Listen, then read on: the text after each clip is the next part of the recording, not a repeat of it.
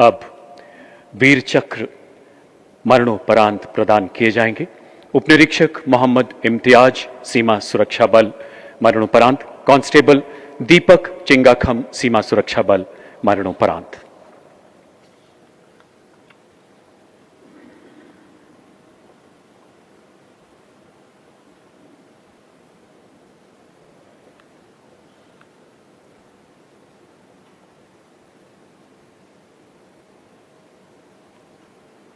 उपनिरीक्षक मोहम्मद इम्तियाज तथा कांस्टेबल दीपक चिंगाखम सीमा सुरक्षा बल की 7वीं बटालियन के दल के साथ जम्मू क्षेत्र में बॉर्डर आउटपोस्ट पर तैनात थे।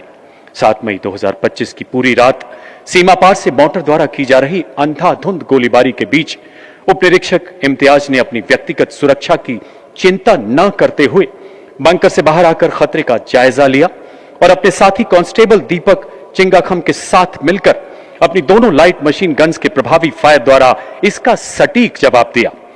मोटर का एक गोला फटने से शरीर का लगभग हर हिस्सा जख्मी होने के बावजूद आप दोनों ने आखिरी सांस तक मोर्चे पर डटे रहकर अपने दल का निरंतर मनोबल बढ़ाया, जिससे शत्रु के मंसूबों को विफल किया जा सका।